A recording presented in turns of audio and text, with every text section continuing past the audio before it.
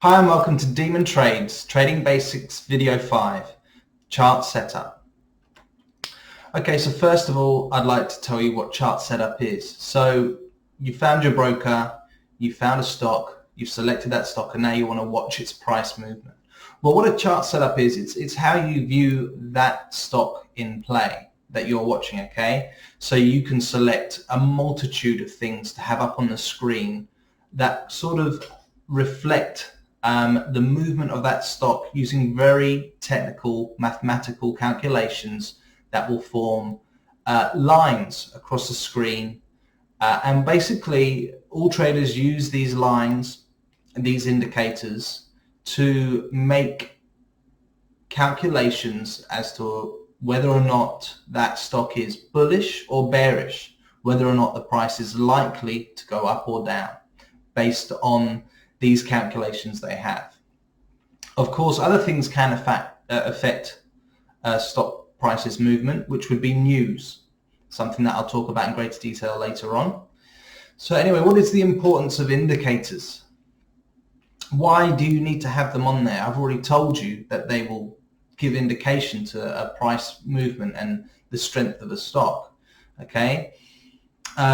They are obviously very fundamental to making a lot of your trades for buying and selling. There are certain indicators out there that are a good indicator to buy into a stock, and then those same indicators will flag something up which would indicate what may be a good time to get out of that stock, take your profit, or minimize your loss. So what do? They just show trends. They show trends in stock. They highlight trends in stock. They are dictated by price movement, and you can use these to identify strengths and weaknesses in a certain stock or security. So really, they're very important, and almost all traders are using these to make all of their decisions for buying and selling, okay? So it's really important that you have the perfect setup. That's the only way I'm going to say it. And you could fill your screen with lines and charts and data, and you don't need to. There, in my opinion, are just a select few which will give you all the information you need to trade successfully, okay, and to be very profitable using this setup, okay? I can't emphasize enough that there is so much stuff out there that is just pointless and useless if you're trying to make money fast, okay? You could fill it with lines, but I'm going to tell you the most important, the most profitable indicators to have on your chart setup, okay?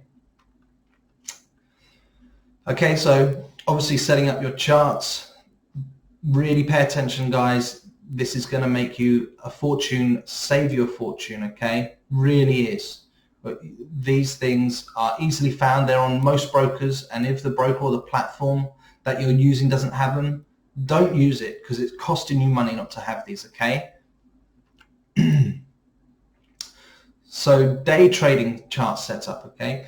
Day trading chart setup is slightly different to swing trading chart setup and position trading chart setup, but they can be used across all of them, okay?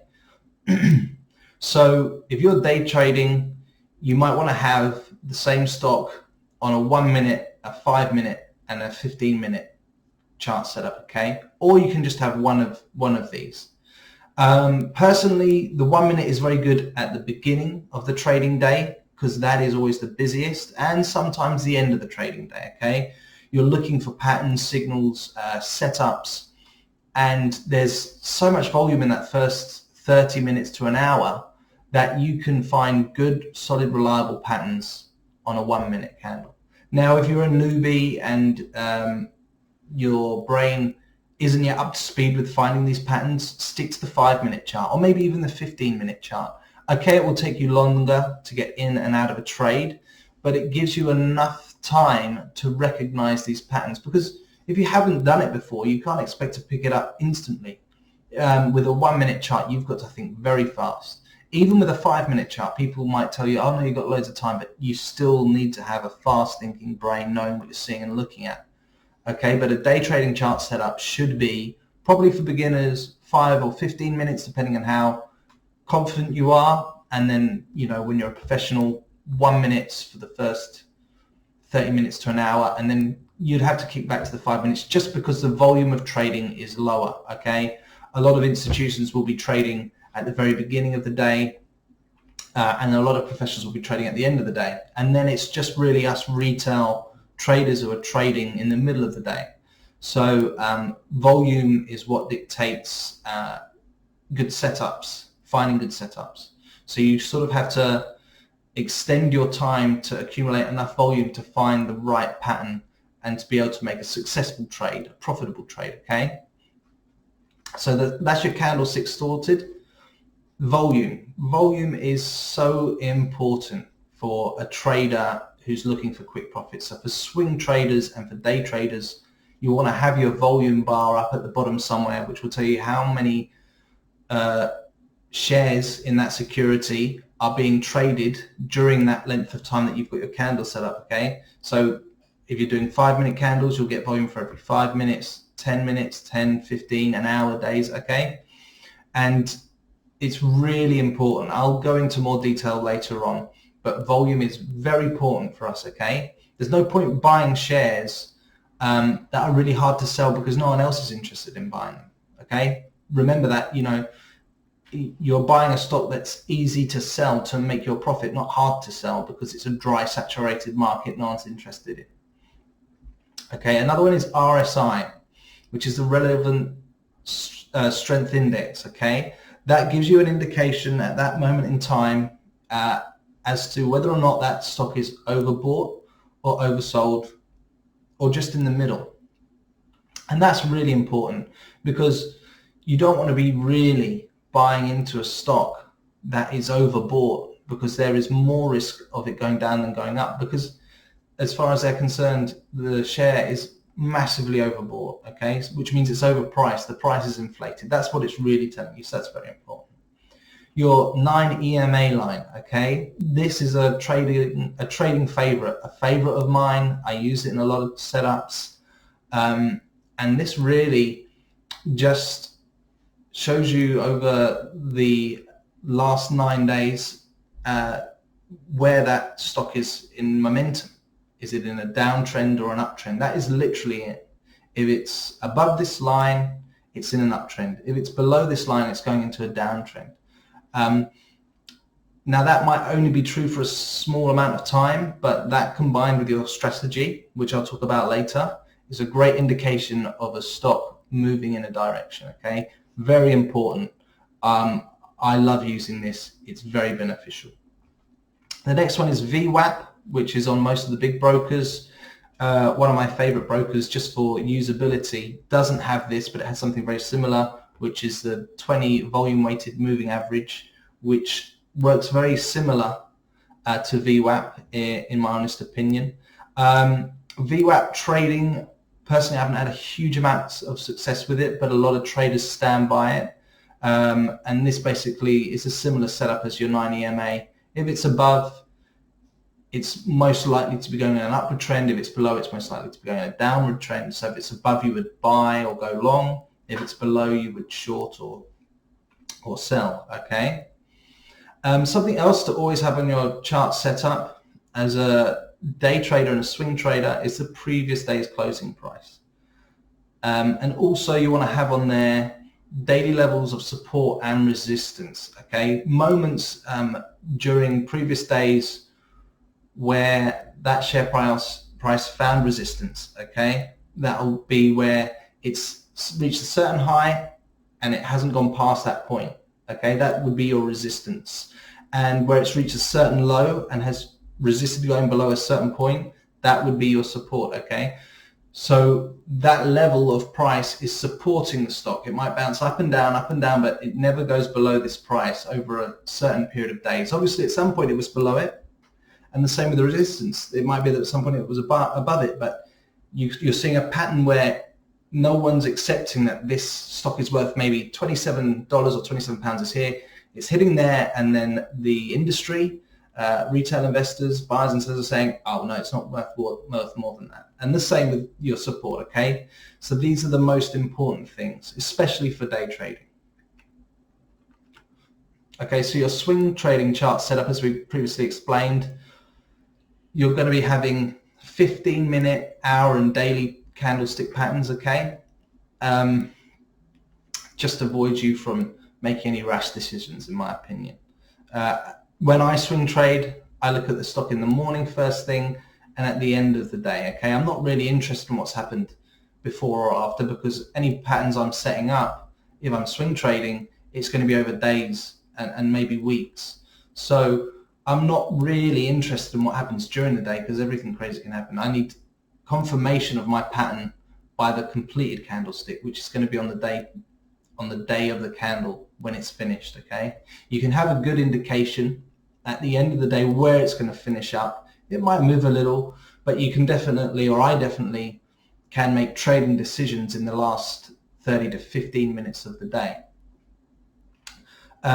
Again, volume, your relative strength index, your RSI, 9 EMA and 20 EMA as well. It's not something I use that often, but it can be useful. You also have your moving averages, which is to help you with your long-term trends. So the moving average would be over a period of 50 days, 100 days, and 200 days. And where it is based on those is an indication of the strength.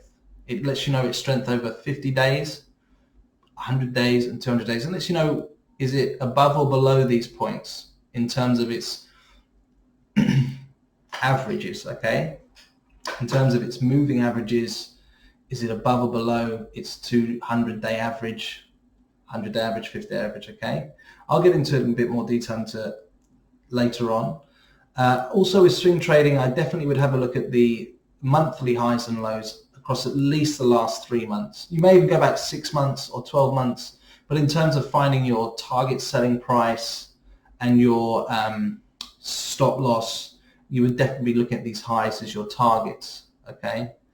And I'll talk to you a bit more about how we can make these help you be extra profitable and lose less, right?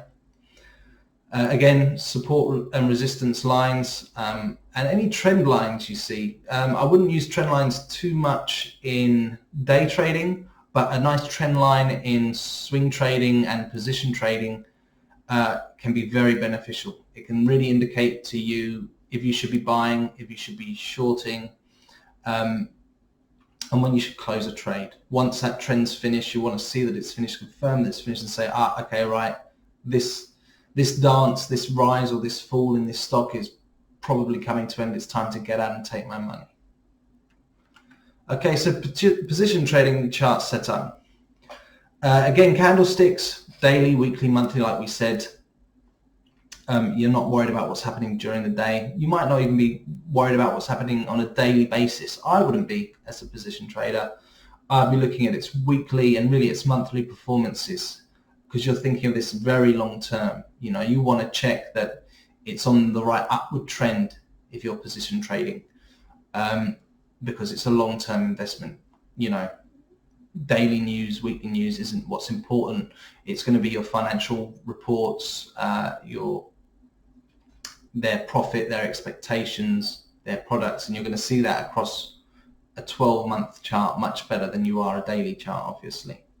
Still, you want to have a look at volume. I mean, if there's no volume in the stock, you might trade it, but it would make you a bit more wary, I'd have to say. Relative strength index, of course, when you buy into stock, you don't want to be buying into stock, even if you're position trading, if the RSI is up near 100. You know, you want to wait a few days or a week for that RSI to come down to a more sensible number. You know, you never want to be buying a stock that's overpriced, in my personal experience. Short it by all means, you know, or buy it if it's underpriced. If the RSI is way down near the zero line, that's a great time to buy if you're confident in that stock and its long-term projection. Previous year's highs, previous year's lows, your moving averages, 50, 100 and 200 days, obviously. Weekly or more likely monthly levels of support and resistance. And again, those trend lines, so you can work out when that trend is finished, and that's the time to maybe move on to a new stock. Okay, well, that is the chart setup for the 3 types. Very important, make a note of them. find them on whichever broker you've decided to use, and hopefully you can start to use that for your trading setup. Anyway, that's all for me from this video. Thank you for your time. Please like and subscribe.